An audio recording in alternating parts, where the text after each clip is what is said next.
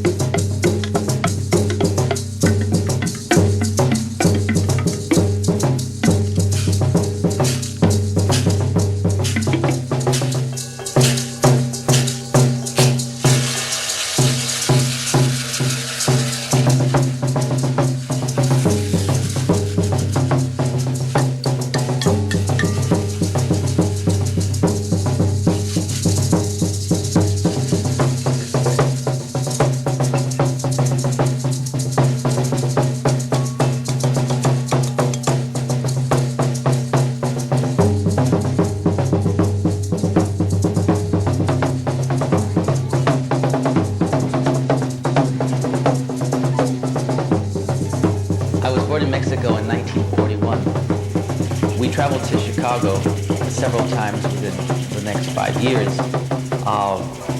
To a young boy of 3, 4, 5, this was a very important time in my formation of ideas and my concept of the world. To me, Mexico and Chicago were part of the same world.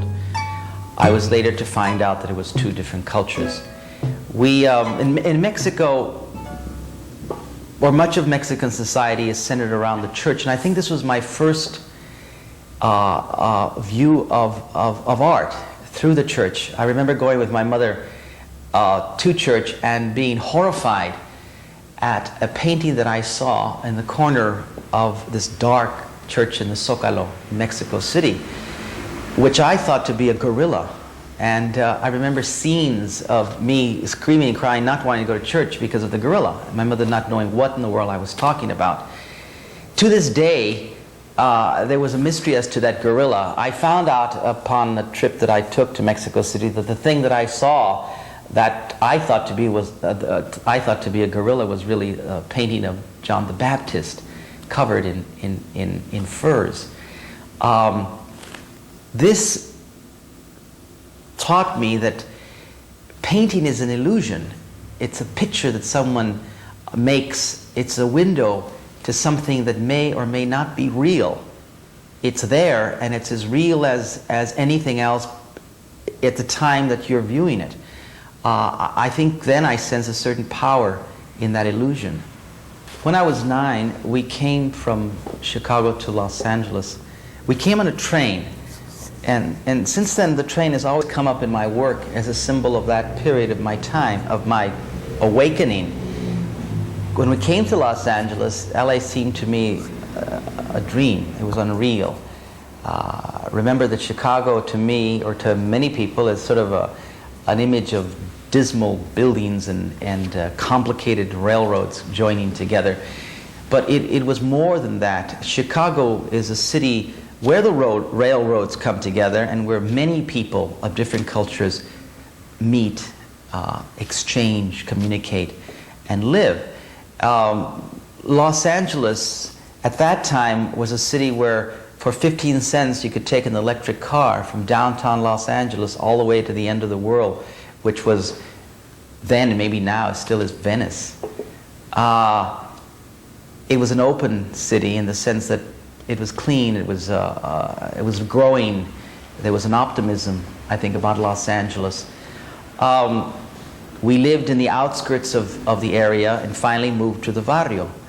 Now, I don't know what you know about the barrio, what you think about it, but the barrio is an environment that's, well, it's filled with lowriders, little grandmothers going to church in black shawls, pachucos, what we call now cholos, where Spanish is the dominant language, where speaking English is sometimes seen as an example of selling out. Often it's the only hope, because someone has to go on.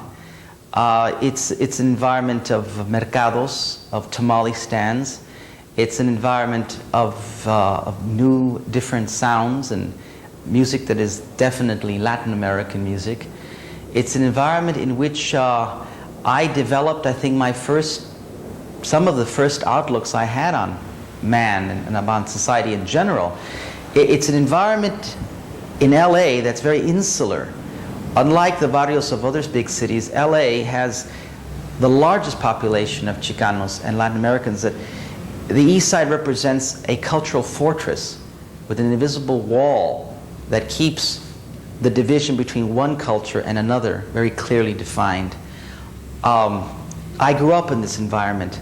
I was able to look at American society, or as my grandmother calls it, el americano, with a different way, a different perspective, because I was not an Americano. I was made into an American.